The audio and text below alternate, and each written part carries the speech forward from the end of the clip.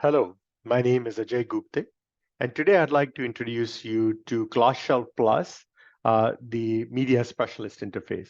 So in the background, what has occurred is either the district administrator, if you are at the district level, or the school principal, if you are at the school level, has informed you and has sent you an email asking you to register on ClassShelf Plus and create your own account.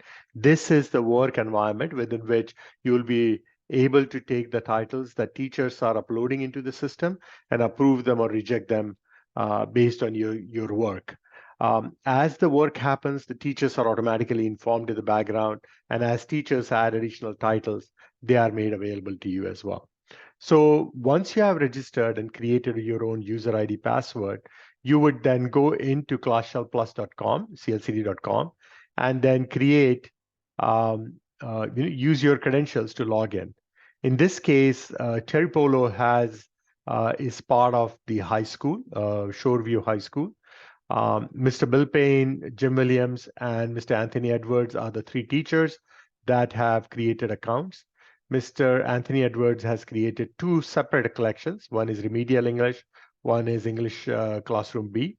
Whereas Mr. Bill Payne has created, and Mr. Jim Williams has created one collection only. Assuming in this particular demo case, there are multiple media specialists that are working, and then principals also have the override ability or the ability to approve and move collections around also. What you see here is the total status. So for the special ed collection for Mr. Bill Payne, he has uploaded 387 titles into the system. Media specialists have approved 107. These are then made available to the community. There are still about 278 pending. One has been rejected, and the teacher, Mr. Bill Payne, has gone in and physically removed one title from their collection. The work of really communicating with you is happening in the background by the teacher and by the media specialist. Any kind of negotiation happens there. ClassShelf takes care of any background communication and keeping you updated on the work that is flowing so that no additional emails are necessary there. In case you'd like to see how many titles were uploaded by whom, you can see which teacher has uploaded multiple titles, which teacher has only uploaded one or two. You can also see if there were some non-matches that are occurring. And those can be downloaded if you so choose. You can take a look at which title was not matched in CLCD. There are some peripheral titles which are unique to districts sometimes that do not find matches in CLCD, but usually you'll have a very high match rate there.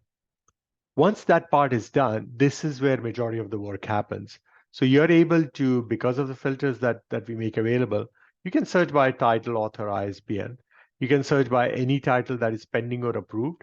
You can see what titles have been rejected across the entire spectrum of teachers that you are overseeing.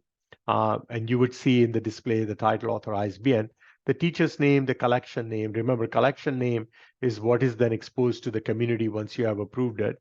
What kind of, if the title was challenged, number of reviews, awards, etc., that the title belongs in. For each of you're obviously responsible for Shoreview High School in case of this demonstration. A media specialist could be responsible across multiple schools. Media specialists could be looking at top down on all across all the schools, certain number of schools, etc. That effort would have to be done by the media specialist team. Once you have selected that, you can select to look at special collections. Let's say based on the data you saw on the dashboard, you want to look at the collection by Mr. Jim Williams because the work hasn't gone forward too much in that area. You then simply search that, set the parameters to this, and you see every title that is there.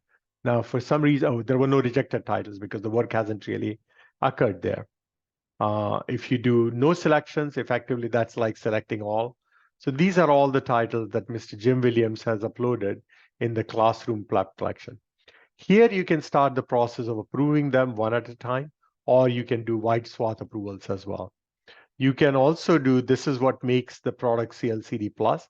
You can take this and you can take this data and search on all the titles that have more than 2 reviews or number of awards.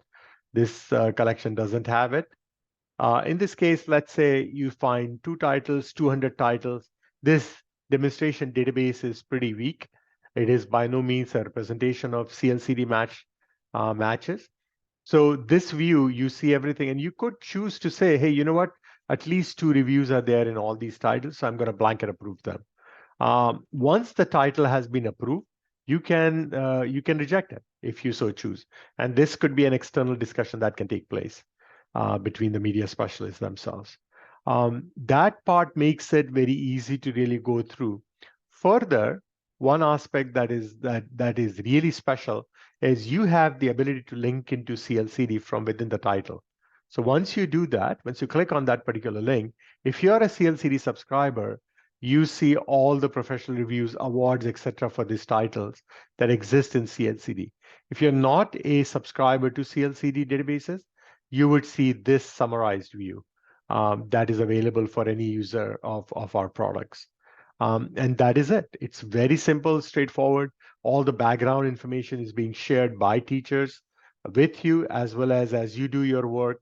At the end of the day, a summary is sent to every teacher whose collection you impacted, and the work can really rapidly wrap up. If you look at pending titles, for instance, I'm going to change this to 0 setting. You can see, every title that was there, and then you can quickly go through that. You can also reject them right here one by one. You can actually create blanket rejections if you so choose. You can edit. Let's say you notice that certain information was wrong, some spelling was wrong.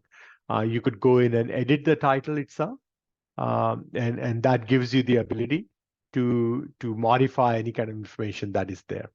So reasonably straightforward, quick way for you to finish your work. Thank you.